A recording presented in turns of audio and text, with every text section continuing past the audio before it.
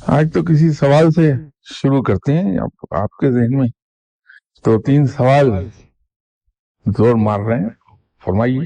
سر یہ آپ نے ایک بات کہی تھی ایک اپنے لیکچر میں کہ میں بیعت نہیں لیتا, اور کسی اور لیکچر میں یہ بات کہی تھی, وہ اس میں نہیں شریک ہوا. میں نے سنا ہے کہ آپ نے فرمایا ہے کہ جی میرے پاس اب ٹائم کم رہ گیا ہے, بس چل چلاؤ کا وقت ہے. کیا اس کا یہ مطلب ہے کہ جو علم آپ کے پاس ہے وہ آپ کے ساتھ چلا جائے گا؟ اس کے علاوہ ایک اور سوال ہے, وہ یہ ہے کہ ممتاز مفتی صاحب نے آپ کے بارے میں فرمایا ہے اپنی کتاب میں کہ جی جو علم سرفراز صاحب کے پاس ہے وہ دنیا میں ایک وقت میں ایک شخص کے پاس ہوتا ہے. تو اس کی بھی کچھ تھوڑی ذرا کا ڈیٹیل پتہ لگ جائے. دیکھیے صاحب, اس کے اندر ایک چیز کلیریفائی آپ سے میں کرنا چاہتا ہوں. جب بیعت پر گفتگو کا سلسلہ ہمارا شروع ہوا تھا تو میں نے اس وقت ایک چیز ایکسپلین کی تھی کہ جب آپ بیعت کرتے ہیں تو پھر آپ کی ذمہ داری یہ بن جاتی ہے کہ جن کے ہاتھ پر آپ نے بیعت کیا ہے جو کچھ وہ فرمائیں ان کے کہنے کے مطابق آپ عمل کریں, انلیس کہ وہ ایسی بات کہہ دیں جو رب تعالیٰ کے حکم سے ٹکراتی ہو. اور بات کی نشستوں میں یہ ایکسپلین کرتا رہا کہ ایسا کیوں ہے. اس وقت بھی میں نے یہ عرض کیا تھا کہ یہ اہتمام ادب کا اور فرما برداری کا اس لیے کیا جاتا ہے کہ جب تک آپ کسی استاد کی عزت نہیں کریں گے, اسے اپنے سے سپیریئر نہیں مانیں گے, اس وقت تک آپ اس سے سیکھ نہیں سکتے. تو وہ آپ کو صحیح راستے پر آپ کے مرشد چلاتے ہیں. جہاں آپ قدم ڈگمگانے لگتے ہیں, پاؤں بہکتا ہے کہیں, تو وہ آپ کو اسی وقت پوائنٹ آؤٹ کر دیتے ہیں کہ غلطی ہونے لگی ہے, اس کو ٹھیک کر لیں آپ. یہ سارا اس کے پیچھے کنسپٹ ہے. قصہ وہاں بھی علم لینے کا ہے, لیکن وہاں اپنے آپ کو باندھ کے آپ نے علم لیا. میں یہ عرض کرتا ہوں ہر ایک سے کہ بھائی جو 2 لفظ رب تعالیٰ نے مجھ کو سکھائے ہیں, عطا فرمائے ہیں, وہ کوئی آگے لے جائے, کبھی نہیں روکوں گا. دعا کے لیے لوگ آتے ہیں تو اکثر دعا کے دوران کوشش کرتا ہوں کہ ان تک کچھ نہ کچھ پہنچا دوں, 2-4 لفظ. اس سے بہت سے مہربان ناراض بھی ہوں گے دل میں کہ ہم تو اس سے دعا کرانے آئے تھے, یہ ہم کو کیا سکھا رہا ہے. تو وہ علم ہی کی بات ہوتی ہے اصل میں. اگر کوئی آدمی آتا ہے اور میں دیکھتا ہوں کہ ہر اتوار آ کے وہ کبھی اس کا کتا بیمار ہوتا ہے تو اس کی لیے کہ میں بڑا سخت پریشان ہوں, میرا کتا بڑا بیمار ہے, اس کو 2 بار کھانسی آ چکی, دعا کر دیں, میری پریشانی اللہ دور کر دے, کتا ٹھیک ہو جائے. کوئی خاتون آ جاتی ہیں رو رہی دھڑا دھڑ بیٹھی, کیا ہوگا بیوی, میرا السیشن تھا وہ گم ہو گیا, میں اس کے بغیر زندہ نہیں رہ سکتی. اب جب یہ دیکھتا ہوں کہ ہر گھڑی یہ بندہ پریشان ہی ان باتوں کے لیے, اور یہ آج میرا ایک گلاس ٹوٹ گیا, بڑی سخت پریشانی ہے, دعا کر دیں, کسی نے جادو کیا ہوا ہے, ایسی دعائیں ہوتی ہیں عام طور پہ. تو ان کو پھر یہ کہتا ہوں بھائی کس چیز کے پیچھے لگے ہو, تو اللہ کے پیچھے ہی لگ جاؤ. تو ایسی باتیں جب کرتا ہوں وہ لوگوں کو پسند نہیں آتی. تو یہ علم کی بات ہوتی ہے صرف. تو یہ علم جس حد تک کوئی مجھ سے وصول کرنا چاہتا ہے میں تو پیش کر دیتا ہوں, جو کچھ بھی تھوڑا بہت ہے میرے پاس, تو اپنے ساتھ لے جانے کا تو کوئی سوال ہی نہیں ہے. یہ ضرور ہے کہ میں پیری مریدی سے بڑا گھبراتا ہوں کہ میرے لیے آلموسٹ ناقابل برداشت ہوتا ہے کہ کوئی ہاتھ چومے, میرے گھٹنوں کو ہاتھ لگائے, میرے سامنے جھک کر مجھ سے ملے. وہ کچھ اس طرف میں مائل نہیں ہوتا, یا میں جب تک نہ کہوں تو لوگ محفل میں نہ بیٹھے, میں چڑھتا ہوں اندر سے درد. مجھے تو سیدھی سیدھی زندگی چاہیے. اس کی ایک شاید وجہ یہ ہے کہ بچپن میں یہ پڑھا تھا کہ آپ صلی اللہ علیہ وسلم جب صحابہ کرام کی محفل میں تشریف لاتے تھے تو اگر کبھی دیر سے آئے تو جہاں جگہ ملی وہیں بیٹھ گئے. سب ایک ہی لیول پر بیٹھتے تھے آپ صلی اللہ علیہ وسلم کے لیے. ایسا نہیں ہے کہ کوئی 2 4 5 فٹ اونچا ڈائس بنایا گیا ہو آپ وہاں تشریف رکھتے ہوں.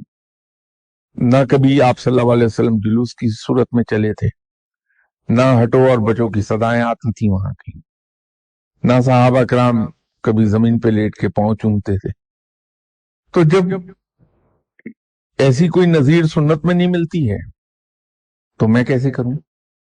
تو یوں مجھے محفل میں نمایاں ہو کے بیٹھنا گوارا نہیں ہے کہ یہ سنت نہیں. نہ میں جلوس کی صورت میں چل سکتا ہوں، اس لیے میں پیری مریدی سے بڑی دور بھاگتا ہوں کہ ایک بار اگر بیعت کرنی شروع کر دی تو سلسلہ وہی جلوس کا سا بن جائے گا اور وہ خلاف سنت ہے بات. باقی رہ گئی یہ بات کہ ممتاز مفتی صاحب نے یہ فرمایا تھا، میں تو یہ عرض نہیں کرتا اپنے بارے میں، نہ یہ مجھے دعویٰ ہے نہ زوم ہے. حکیم سعید صاحب کے ایک فرسٹ کزن تھے حکیم رحمت اللہ صاحب، نہایت اچھے انسان تھے. ان کو اللہ نے ایک صفت یہ عطا فرمائی تھی، اہل زبان تھے کہ جب کہ کسی سے شروع میں ملتے تھے تو اس کے دل میں اتر جاتے تھے، لیکن طبیعت میں شرارت بھی تھی، تو اس شرارت کی وجہ سے پھر اتنی جلدی دل سے اتر بھی جاتے تھے. تو ایک بار وہ مجھے ملے میری وائف کے ایک ریلیٹیو کے ذریعے سے. کچھ دن کے بعد مجھے کہنے لگے کہ جی آپ سنا ایک بزرگ کے پاس جاتے ہیں. میں نے کہا جی ہاں. کہا مجھے بھی ملوا دیجئے. تو میں نے بڑے شاہ صاحب سے اجازت لے لی کہ سب اس طرح ملنا چاہتے ہیں آپ سے. وہ فرمانے لگے لے آؤ. تو چونکہ بڑے شاہ صاحب خود بھی اہل زبان تھے، اردو سپیکنگ تھے، یہ صاحب بھی اردو سپیکنگ تھے، اور ویسے بھی ان کو اللہ نے وہ صفت عطا فرمائی تھی دل میں گھر کر جانے کی، تو یہ بڑے شاہ صاحب کے بہت قریب ہو گئے. تو میں نے دیکھا کہ جب بھی حکیم رحمت الہی صاحب بڑے شاہ صاحب کے پاس تشریف لے جاتے تھے تو وہ کچھ کیلکولیشنز انہیں سکھایا کرتے تھے. تو میں بیٹھ کے دیکھتا رہتا تھا. تو تھوڑے عرصے میں وہ بات سمجھ میں آنے لگی کہ بڑے شاہ صاحب ان کو ایک مخصوص علم عطا فرما رہے ہیں. تو سچی بات یہ ہے کہ میرے دل میں آیا کہ شاہ صاحب نے میرے ساتھ 3 رشتے جوڑے ہیں. سب سے پہلے تو انہوں نے ایک بار ایک بھری محفل میں یہ اناؤنس کر دیا کہ یہ سرفراز میرا بیٹا ہے. تو مجھے سچی بات ہے بہت زوم تھا کہ مجھے بیٹا بنایا ہوا ہے بڑے شاہ صاحب نے. دوسرا پھر اسی طرح محفل میں بیٹھے ہوئے تھے تو پتہ نہیں کیا دل میں آئی تو کہنے لگے آج سے اپنی جیب میں نے اسے عطا کر دی. پھر کچھ عرصے کے بعد انہوں نے اناؤنس کر دیا کہ میرے مرشد کے ایک ہی خلیفہ تھے اور میرا بھی ایک ہی خلیفہ ہوگا اور یہ بیٹھا. میری طرف اشارہ کر کے دی تو وہ خلافت بھی مل گئی. اب یہ 3 زوم تھے مجھے. تو میں جب گیا تھا بڑے شاہ صاحب کے پاس تو عجیب و غریب قصہ ہوا تھا.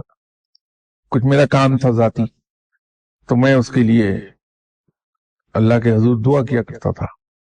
ایک بزرگ گزرے ہیں جو ناگپور میں دفن ہیں، بابا سید تاج الدین اولیاء، بہت کمال کے بزرگ ہیں. ان کا حکم آج بھی جاری و ساری ہے دنیا میں. تو وہ میں بیٹھا تھا ایک دن جا نماز پہ اپنے تسبیحات مکمل کر کے رات کو 1-1:30 بجے کا وقت ہوگا تو بابا سید تاج الدین اولیاء تشریف لیا ہے. تو مجھ سے کہنے لگے کہ شکل دکھائی میرے مرشد صاحب کی کہ ان کے پاس چلے جاؤ. تو میں نے سوچا کہ یہ تو بگڑ جاتے ہیں فوراً ہی، ان کے پاس کون جائے. یہ شروع کی بات ہے، بہت پرانی بات ہے. تو میں تو نہیں جاتا ان کے پاس. وہ چونکہ مغربی تعلیم تھی، کچھ سرکاری نوکری کا اثر تھا تو اکڑ، اور میں تو نہیں جاتا، یہ تو پاگل آدمی ہے، میں ان کے پاس کیوں جاؤں. وہ پھر اگلے دن تشریف لے آیا بابا سید تاج الدین اولیاء.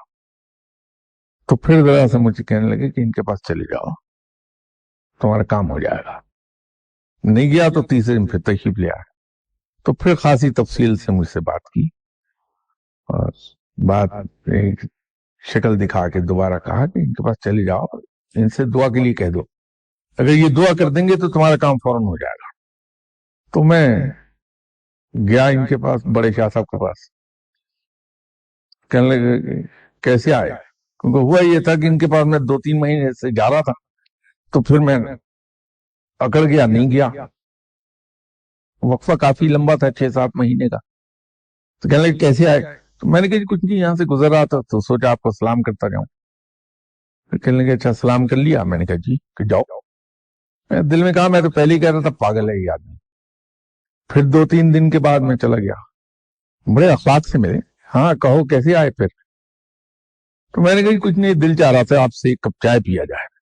تو میں حاضر ہو گیا کہ ہاں بیٹھو, میں ابھی پلاتا ہوں تمہیں. چائے پلا لی. تو جب میں نے کپ چائے کا رکھا پینے کے بعد, کہنے لگے چائے پی لی تم نے؟ میں نے کہا جی کہ اب جاؤ. ٹھیک ہے. وہ کام ضروری تھا میرے لیے تو مجھے تھوڑا بے چینی تھی اس سے. پھر میں 2-4 روز کے بعد چلا گیا. تو میں خود ہی پوچھا, اور میاں تم بار بار آ رہے ہو, کوئی کام ہے کیا مجھ سے؟ میں نے کہا جی کام ہے. کہ کہو کیا کام ہے؟ میں نے کہا جناب بات یہ ہے, یہ میرا کام ہے تو میں کبھی نہ آتا آپ کے پاس, لیکن یہ بابا سید تاج الدین اولیاء تشریف لائے تھے, انہوں نے آپ کی شکل دکھا کے مجھ سے کہا, آپ کے بارے میں کچھ اچھی باتیں کہیں, اور کہا کہ ان کے پاس چلے جاؤ, دعا کے لیے انہیں کہہ دو, یہ دعا کر دیں گے تو تمہارا کام فوراً ہو جائے گا. تو یوں میں آیا ہوں. تو وہ تو بگڑ گئے بڑے شاہ صاحب, شدید غصہ, آنکھیں ابل باہر کو. لیکن اتنا شکر ہوا کہ اس غصے کا رخ بجائے میری طرف ہونے کے بعد سے سید تاج الدین اولیاء کی طرف ہو گیا کہ وہ کون ہوتا ہے لوگوں کے بھید کھولنے والا. اس پہ تو آج رات کو میں سیدھا کروں گا, لوگوں کے پردے کھولتا ہے یہ. شکر ہے ان دونوں کے درمیان ہے لڑائی, یہ جانے. مجھے کہنے لگے میاں ایک کام کرو, تم فلاں تاریخ کو ٹھیک 6 بجے آنا, ٹائم کی پابندی کا خیال کر لینا, 1 منٹ اوپر نہ ہونے پائے. ٹھیک ہے جناب. تو میں 5:45 وہاں پہنچ گیا اس تاریخ کو. تو گھڑی ہاتھ سے کھول کے سامنے رکھ لی اور مجھ سے بات کرنے لگے. نظر گھڑی پہ تھی ادھر ٹھیک شام کے 6 بجے. تو مجھے کہنے لگے کہ یہ پڑھ لیا کرو, اللہ تعالیٰ معاف کرے اس لفظ کے لیے, بڑی اب تو مجھے معلوم ہے بڑی زورور پڑھائی ہے. وہ بظاہر بڑا معمولی سا حرف, لفظ تو کیا حرف تھا وہ. تو میں تھوڑا اپسٹ ہوا کہ کیا بتایا پڑھنے کو انہوں نے, کیا چیز ہے یہ؟ میں نے کہا جی بس اتنا ہی ہے. کہ ہاں بہت ہے یہ. تو میں نے کہا جی اس سے کام ہو جائے گا؟ کہ ہاں فوراً ہو جائے گا. تو میں نے کہا جی اس سے کشف حاصل ہو جائے گا؟ کہ ہاں کشف حاصل ہو جائے گا. اس سے کرامات حاصل ہو جائیں گی؟ کہ ہاں ہو جائیں گے. اس سے ولایت مل جائے گی؟ ہاں ہاں مل جائے گی, جو کہوں گی اس سے ہو جائے گا, ہو جائے گا.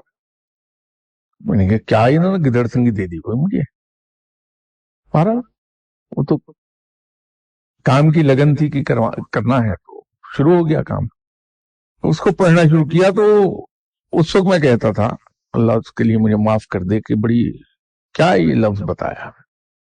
وہ ایک لفظ تھا جو بتایا ہوں, رادر ایک حرف. تو ان حکیم صاحب کو وہ لمبی چوڑی کیلکولیشن سکھا رہے تھے. تو میرے دل میں آئی کہ اتنے رشتے قائم کیے ہیں میرے ساتھ شاہ صاحب نے, مجھے نہیں دیا, ان کو یہ سب سکھا رہے ہیں. پھر ایک دن وہ سکھا رہے تھے تو میرے دل میں یہی خیال آ گیا. جب تیسری بار آیا حکیم صاحب اٹھ کے چلے گئے تو بڑے شاہ صاحب میری طرف مڑے, کہنے لگے دیکھو میاں بات یہ ہے, ہمیں فقیر, ہمارے پاس جو جس نیت سے آتا ہے ہم اس کو ویسی ہی چیز عطا کرتے ہیں. تمہاری شکل بہت دیر پہلے مجھے دکھا کے بتا دیا گیا تھا کہ تمہارا حصہ ہے میرے پاس جو میں نے دینا ہے تمہیں, لیکن تم نے آنے میں دیر کر دی بہت. تو جب تم آئے تو میں نے تمہارا حصہ تمہیں فوراً دے دیا. حکیم صاحب آئے تھے میرے پاس تو دل میں یہ نیت تھی کہ وہ مجھ سے ایسا علم لے لیں جس سے لوگوں کے سوالات کا جواب صحیح دے دیا کریں اور اس سے 4 پیسے کما لیا کریں. تو میں نے ان کو ستاروں کا علم دیا ہے. یہ اس سے سوالوں کا صحیح جواب نکال کے کیلکولیشنز کر کے وہ لوگوں کو بتا دیا کریں گے تو ان کو روز کے 150 روپے مل جایا کریں گے.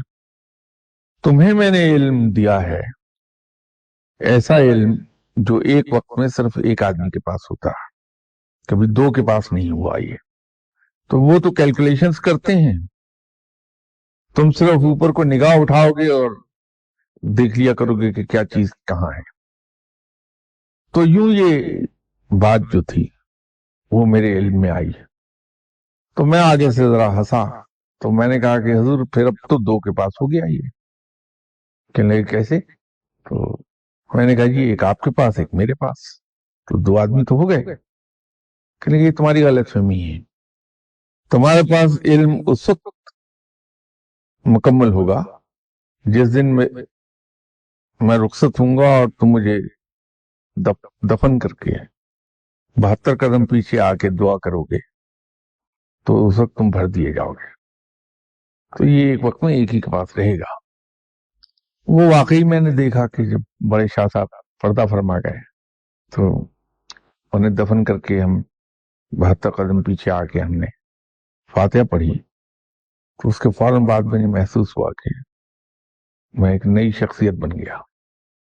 تو وہ اسی چیز کو، چونکہ ممتاز مفتی صاحب رائٹر ہیں تو انہوں نے بڑے شاعرانہ انداز میں، بڑے ادبی لٹریری انداز میں وہ بات کہہ دی، تو اس کی یہ بیک گراؤنڈ ہے. لیکن لے کے نہیں اپنے ساتھ جاؤں گا اس علم کو، جو چاہے مجھ سے لے لے، لیکن یہ تقدیر کا بھی معاملہ ہے. اس ضمن میں یہ یاد رکھیے گا کہ جناب حضرت امیر خسرو رحمۃ اللہ علیہ بے پناہ پیار کرتے تھے حضرت نظام الدین اولیاء سے، تو حضرت نظام الدین اولیاء بھی جواب میں ان سے اتنا ہی پیار کرتے تھے. تو ایک دن حضرت نظام الدین اولیاء نے یہ سوچا کہ حضرت امیر خسرو رحمۃ اللہ علیہ کو علم عطا کر دیا جائے. تو آپ نے ان دنوں جو سند کی تصدیق ہے اس کی ڈیوٹی پر جناب حضرت نصیر الدین چراغ دہلی مامور تھے. تو آپ نے کچھ برتنوں میں کھانے کی چیزیں ڈالی، اسے ایک تھال میں رکھا اور اوپر اس کے کور دے دیا کپڑے کا، اور حضرت امیر خسرو سے کہا کہ جا کے یہ حضرت نظام الدین اولیاء کو دے دو، ان کو چراغ دہلی صاحب کو دے دو، اور اس کے جواب میں جو کچھ وہ کہیں وہ آ کے تم مجھے بتا دینا. حضرت امیر خسرو وہ لے کے چلے گئے تھال، اور جا کے حضرت چراغ دہلی صاحب کی خدمت میں پیش کر دیا. عرض کی کہ یہ حضرت نظام الدین اولیاء نے بھجوایا ہے میرے ذریعے آپ تک. کپڑا اٹھایا، اس میں سے جو برتن پڑے تھے اس کا سارا کھانا اپنے پاس الٹ کے تو پیالیاں صاف کر کے دوبارہ اس میں رکھ دی، اور اوپر وہ کپڑا دے دیا، کہا یہ خالی برتن لے جاؤ واپس. وہ لے آئے تو حضرت نظام الدین اولیاء نے پوچھا کہ خسرو دے آئے آپ؟ کہ جی. کہ انہوں نے کچھ فرمایا کہ نہیں؟ کچھ نہیں کہا. انہوں نے تو وہ رکھ لیا اور یہ خالی برتن واپس کر دیے. تو کہنے لگے کہ بھائی اب یہ آپ کی تقدیر ہے، میں اس میں کچھ نہیں کر سکتا. اگر ان برتنوں میں وہ کچھ ڈال کے بھر کے واپس کر دیتے تو یہ علم میں آپ کو دے دیتا، لیکن وہاں سے منظوری نہیں ہوئی ہے، اس لیے تمہیں کچھ میں دے نہیں سکوں گا. تو یوں حضرت امیر خسرو کو یہ علم لدنی عطا نہیں کیا، لیکن چونکہ پیار بہت تھا اور حضرت امیر خسرو نے خدمت بہت کی تھی تو اس کو کمپنسیٹ ضرور کیا. وہ اس طرح سے کیا کہ پھر اپنا سلام عطا کر دیا. تو یہ حکم کر دیا کہ جو شخص میرے پاس آنا چاہے پہلے امیر خسرو کے جائے سلام کرے، پھر مجھ تک آئے. تو وہ علم میں تقدیر کا قصہ بھی ہے، لیکن میری طرف سے کوئی کوتاہی نہیں ہے، بلکہ اولیاء کرام کے اندر جو صاحب علم ہیں ان کے اندر یہ بات مشہور ہے میرے پاس بارے میں کہ میرے پاس جو آتا ہے میں اندھا دھند سے علم دے دیتا ہوں، اور جتنی مقدار مجھ سے دی جاتی ہے زیادہ سے زیادہ وہ ایک ہی دم عطا کر اس کو دے دیتا ہوں، پاس آن کر دیتا ہوں. اسی سلسلے میں ہو یہ جاتا ہے بعض اوقات یہاں اس وقت بھی وہ کچھ لوگ موجود ہیں جن کو میں نے علم دیا، ان کو اللہ نے کشف بھی عطا فرما دیا، کرامات تک بھی پہنچ گئے، اس زبان میں تاثیر بھی پیدا ہو گئی، لیکن چونکہ تربیت نہیں ان کی ہوئی تھی تو جب آئے میں نے دے دیا، لے جاؤ گے جاؤ. تو علم نے تو اپنا کام دکھایا لیکن تربیت تھی نہیں کہ سنبھال سکتے، تو بہک گئے، جب بھٹکے تو چھن گیا. تو یہاں میرے پاس جو آنے والے ہیں یہ دعویٰ نہیں، یہ میں علم پاس کرنے کی بات کو آگے بڑھا رہا ہوں، کوئی دعویٰ نہیں. عام طور پر تجربہ لوگوں کا یہی ہوا ہے کہ وہ لوگ جو یہاں علم لینے آئے 2.5 साल के अरसे में अल्लाह ताला ने मेहरबानी फरमाई, उनको कश्फ करामात दोनों हासिल हो गए। तो वो इल्म जरूर दूंगा कोई लेने वाला हो। यहाँ वो लोग मौजूद हैं जिनको अल्लाह ने साहिब कश्फ करामात किया 2.5 साल में। तो लेकिन तरबियत ना होने से भटक जाते हैं लोग। दुनिया कह लीजिए या शैतान कह लीजिए, भटका देता है। वो यही दिल में डालता है शैतान कि तुम तो बहुत बड़े वली अल्लाह बन गए, अब लोगों के लिए दुआएं करो, पीर बन जाओ। अब खल्के खुदा को जब फायदा पहुंचता है तो वो घुटनों को हाथ लगाते हैं, हाथ चूमते हैं, आगे पीछे फिरते हैं। वो नफ्स फल फूल के कुप्पा बन जाता। अब ये नफ्स से एक बात याद आ गई, जो जूते खाए थे बड़े शाह साहब से। हम लोग ख्वाब देख लेते हैं, मुसीबत मेरी आती है तो मैं मजाक में कुछ लोगों से कहा करता हूँ कि भाई मैं तो अपने दरवाजे के बाहर एक बोर्ड लगवाने वाला हूँ, अपने नाम का बोर्ड उतरवाऊंगा सरफराज की बजाय, तो ख्वाबों का मारा। कि ख्वाब लोग देखते हैं, शामत मेरी आती कि सुनाए बगैर टलते नहीं वो। तो हुआ ये कि मैं चूंकि सरकारी नौकरी में था तो बात का तो उसकी मजबूरियां ऐसी आन पड़ती थी कि एक लम्हा नहीं मिलता था। तो एक दिन मैंने सुबह फजर की नमाज के बाद जब सोया तो ख्वाब देखा। ये ख्वाब के सिलसिले में एक चीज आपको क्लियर कर दूं, जैसे मुख्तलिफ ख्वाब मुख्तलिफ किस्मों के हैं और वो डिपेंड करता है कि किसने देखा, देखने वाले की रूहानी कैफियत क्या है, तो उसके मुताबिक होगा कि सच्चा है या झूठा है, या आदमी के अपने ख्यालात हैं, या मुस्तकबिल की इत्तला अल्लाह दे रहा है ख्वाब के जरिए। वो डिपेंड करता है कि इंसान की रूहानी कैफियत क्या है, वो बालिदगी के किस मकाम पर है, लताफत के किस मकाम पर है। इसी तरह जो ख्वाब, जो लोग इबादत करते हैं, अल्लाह को याद करते हैं, नेक हैं, तो उनके ख्वाब भी जो फजर से पहले के ख्वाब हैं वो आमतौर पर सैर होती है कि रूह सैर करती है उनकी। और फजर के बाद जब फजर पढ़ने के बाद सोते हैं फिर जो ख्वाब आते हैं वो आमतौर पर इत्तला होती है। मैं आमतौर पर कह रहा हूं, हमेशा नहीं, 98% केसेस में वो इत्तला होती है। तो वो फजर की नमाज पढ़ के जो सोया तो वो एक ख्वाब देखा। अगरचे कभी कुत्ता पालता नहीं, लेकिन मुझे जनून की हद तक शौक है कुत्ते का। एक नस्ल है जर्मन शेपर्ड, जिसे उर्फ आम में अल्सेशन भी कहते हैं। इसके अंदर 3-4 तरह के रंग आते हैं। सबसे नापसंदीदा तरीन या सबसे घटिया वो है जो बिल्कुल व्हाइट है, व्हाइट जर्मन शेपर्ड। वो इस काबिल नहीं होता कि उसको रखा जाए। फिर टैन एंड ब्लैक आता है, टैन एंड ग्रे आता है उसके अंदर। ये दोनों बड़े अच्छे रंग हैं। फिर एक नायाब है रंग उसमें, वो है जेट ब्लैक, टोटली ब्लैक, बहुत ही कीमती गिना जाता है। तो मैंने ख्वाब में वो जेट ब्लैक जर्मन शेपर्ड देखा, बहुत पला हुआ कदावर कुत्ता, बहुत खूबसूरत।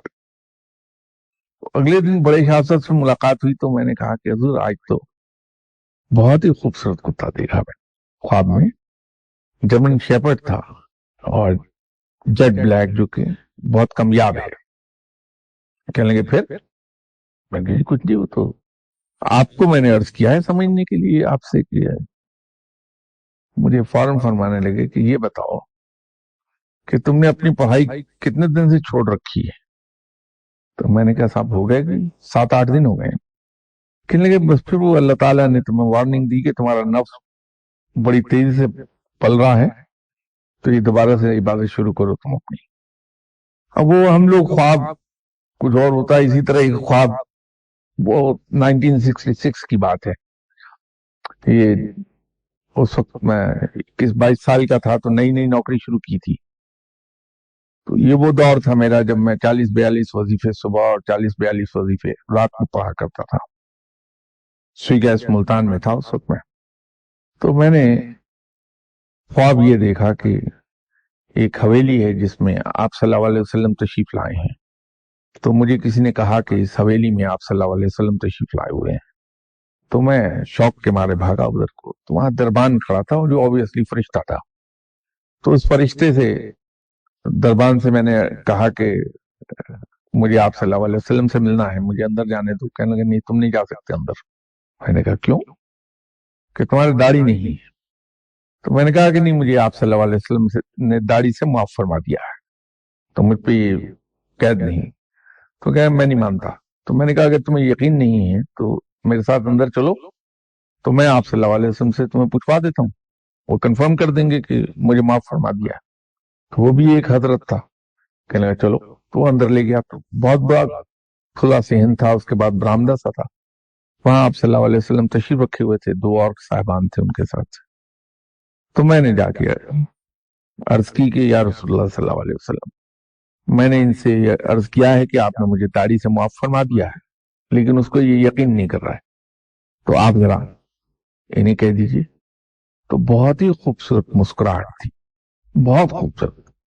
उसे मुस्कुराए तो दरबान समझ गया कि कंफर्म कर दिया। तो ये मैंने ख्वाब, वो भी फजर की नमाज के बाद ही देखा था। तो मुझे बड़ा मजा आया इससे, बहुत खुश था मैं। तो तीसरे चौथे दिन दफ्तर में एक काम कराने के लिए एक बुजुर्ग आए। तो हमारे एक कोलीग थे सुई गैस में, लियाकत कुरैशी साहब। तो उन्होंने मुझसे कहा, वो उम्र में मुझसे तकरीबन दुगने या जरा इससे ज्यादा होंगे। तो बावजूद इसके कि मैं काम के लिहाज से, ओहदे के लिहाज से उनके बराबर था, लेकिन कभी मैंने अपने कमरे में उन्हें नहीं बुलाया उनकी उम्र की वजह से, मैं खुद चला जाता था उठ के। तो वो साहब उनके पास आए, वो भी नेक आदमी थे। तो इन्होंने मुझे इंटरकॉम पे कहा कि ये बड़े नेक आदमी है, अल्लाह के नेक बंदे हैं, इनका काम है। तो मैंने कहा ठहरिए, मैं उनसे मिलने खुद ही आ रहा हूँ आपके पास। तो वो साथ ही कमरा था उनके, मैं वहां चला गया। तो उन्होंने तारीफ कराया कि अल्लाह के बड़े नेक बंदे हैं, और वाकई चेहरे पर नूर था उनके, बहुत नेक आदमी। तो काम तो 2 मिनट में हो ही जाना था, क्या मुश्किल काम था वो काम मैंने कर दिया उसी वक्त। तो उसके बाद उनसे बैठ के मैं इल्म की बातें करने लग गया। तो जैसे आज आप लोगों को शौक होता है कि शाह साहब का ख्वाब जरूर सुनाया जाए, मुझको भी उस वक्त शौक था। तो मैंने उनसे कहा कि हुजूर एक ख्वाब देखा मैंने 3-4 रोज पहले। तो कहने लगे फरमाइए क्या था। तो मैंने उन्हें ये पूरा ख्वाब सुनाया। तो मैंने तो इस खुशी से सुनाया कि मैंने जियारत की आप सल्लल्लाहु अलैहि वसल्लम की, और फिर दाढ़ी से भी माफ फरमा दिया मुझे। तो वो साहब एकदम से क्या कहने लगे, कहने लगे सफा साहब ये बताइए आप क्या दरूद शरीफ कसरत से पढ़ते थे? मैंने कहा जी। तो आपने इसमें नागे किए हैं? मैं कहा हाँ जी। कहने लगे बस फिर आप अब नागा ना कीजिएगा, पिछले नागे तो आपके मुआफ हो गए, अब आइंदा गलती मत कीजिए आप। कहने लगे ये जो दाढ़ी की बात थी, ये वो दरूद शरीफ जो आपने नहीं पढ़ा था, आपने जो कोताही की थी, वो माफ फरमाया था आपने। तो ख्वाब हम समझते कुछ है कि उसका मतलब कुछ होगा, होता कुछ और है। वो ये कहते हैं कि जो दरूद इब्राहिमी है वही असल दरूद है, बाकी जो दरूद हैं वो खुद बनाए गए हैं। सही बात है। तो वो पढ़ना फिर नहीं, बात ये है कि आप सलाम भेजते हैं, पहली बात तो ये है कि जो लफ्ज दरूद है ये अरबी का है ही नहीं। अरबी में ये दरूद नाम का कोई लफ्ज नहीं, और फारसी का लफ्ज है, और ये फारसी में भी डिराइव हुआ है। जब वहां आतिश परस्त थे तो उनकी इबादत का एक मखसूस तरीका था, कई तरीके थे उनके, उसमें से एक तरीका जो था उसको वो दरूद कहते थे। ये वहां से डिराइव हुआ और फिर ये फारसी अदब का हिस्सा हुआ, और वहां से हम लोगों ने इंपोर्ट कर लिया। यही वजह है कि किसी अरब के सामने अगर आप दरूद कहेंगे तो समझ नहीं पाता कि दरूद कह किसको रहे हैं आप। तो ये आप सलाम भेजते हैं आप सल्लल्लाहु अलैहि वसल्लम, एक तरीका तो वो है जो सिखाया गया। नमाज आप सल्लल्लाहु अलैहि वसल्लम को पढ़ना हजरत जिब्राइल अलैहिस्सलाम ने सिखाई थी, और ये 2 मरतबा वाक़या पेश आया कि खाना काबा के पास से करीब बिल्कुल हजरत जिब्राइल अलैहिस्सलाम ने नमाज पढ़वाई आप सल्लल्लाहु अलैहि वसल्लम। तो ये सलाम भेजने का एक तरीका तो आया। इसके बाद जो आइमा कराम थे اور عالم حضرات تھے، فقیر لوگ تھے، انہوں نے درود و سلام جو تھا وہ پھر ڈیولپ کیا. اس کی ایک ایگزامپل میں آپ کو یہ دے سکتا ہوں. فورسز میں جو یونیفارم سروسز ہیں جس میں یونیفارم پہنی جاتی ہے اس میں سیلوٹ کیا جاتا ہے. وہ در حقیقت اس کی بیک گراؤنڈ یہ ہے کہ یہ سیلوٹ کا مقصد یہ ہے کہ وہ دکھا رہا ہے آپ کو اپنا خالی ہاتھ، کہ میرا ہاتھ خالی ہے اور میرے پاس آپ کے لیے دوستی ہے. ٹھیک ہے. اب اگر فوج گراؤنڈ لینڈ فورسز کا آدمی ہے، بری فوج کا، تو وہ سیلوٹ جو ہے وہ کسی اور انداز میں کرے گا، ہاتھ پورا یوں دکھا رہا ہے. نیوی والا یوں کرتا، کرتے سب سیلوٹ. اس کی جو اس کے پیچھے مقصد ہے وہ وہی ہے کہ سلامتی اور خیر ہے کہ میرا ہاتھ خالی ہے.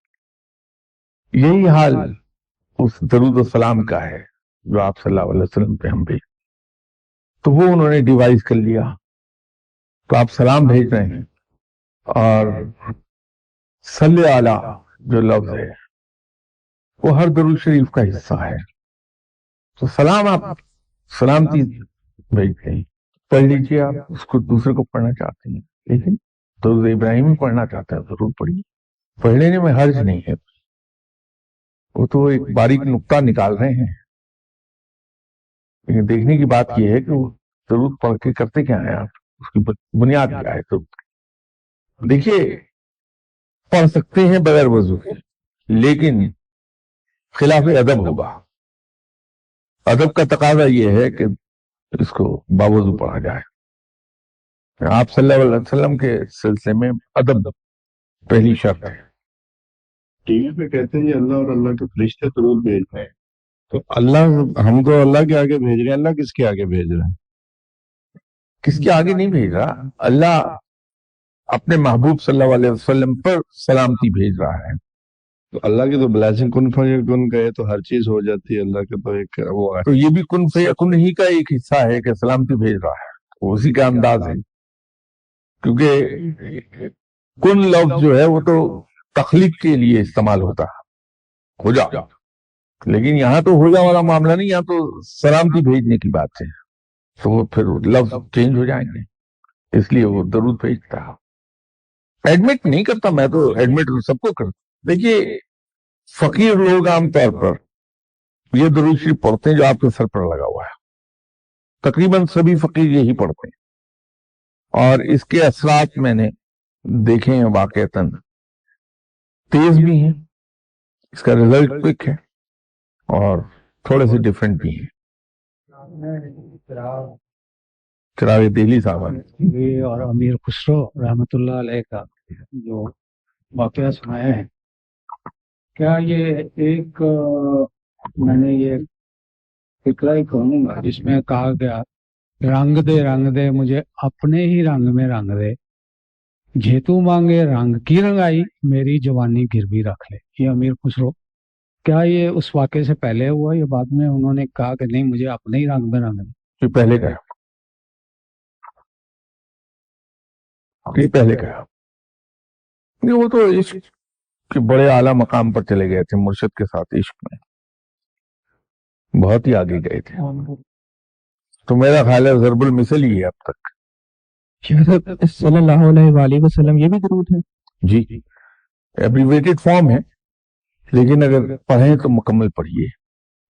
یہ صلی اللہ علیہ وآلہ وسلم کے درود ابراہیم کوئی سا پڑھ لیجئے، لیکن یہ ایبریویٹڈ فارم ہے. صلی اللہ علیہ وسلم جو ہے یہ ایبریویٹڈ فارم ہے نا، تو مقصد تو اس سے پورا ہو جاتا ہے.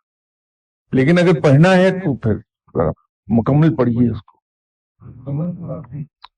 جیسے یہ درود شریف اوپر لگا ہوا ہے، اللہم صلی علی سیدنا و مولانا محمد وعلی علی سیدنا و مولانا محمد وبارک وسلم، یہ مکمل ہے.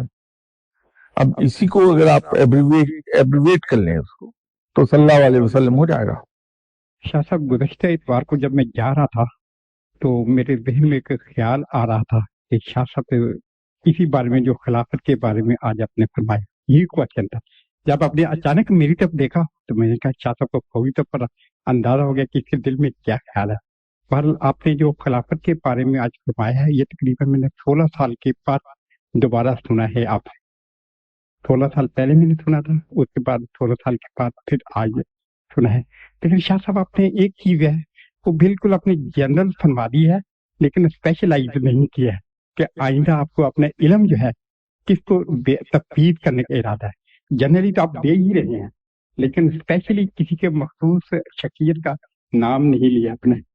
आप इसमें कुछ बयान फरमाएंगे? इसमें देखिए, खिलाफत वो आपने खुद ही फरमा दिया कि हर आदमी उस मकाम तक नहीं पहुंच सकता। देखिए, खिलाफत एज सच कोई इनाम तो है नहीं, इम्प्लाइड सेंस में कह लीजिए एजाज है, लेकिन इनाम तो है नहीं। वो तो बहुत भारी जिम्मेदारियां आयद हो जाती हैं। तो मैं अगर किसी को दूंगा खिलाफत तो रवायत के मुताबिक उसी आदमी को दूंगा जो अपने आप को उसका अहल साबित कर ले। तो अहल साबित करने के लिए तो बुनियादी शर्त तो यह है कि दुनिया की मोहब्बत उसके दिल से निकल गई हो। ये बुनियादी शर्त ही ये है। इसलिए जब भी आप लोगों से मेरी गुफ्तगू होती है, मेरा तमाम तर जोर इस बात पे होता है कि दुनिया की मोहब्बत से जान छुड़ा लीजिए किसी तरह, और दूसरों के लिए कुर्बानी का जज्बा पैदा कर लें। तो ये दो चीजें बुनियाद हैं हर चीज की। वो जिस वक्त कोई साहब ऐसे सामने आए या इस हद तक तैयार हो गए तो मैं जरूर उनका नाम आप लोगों के सामने बयान कर दूंगा।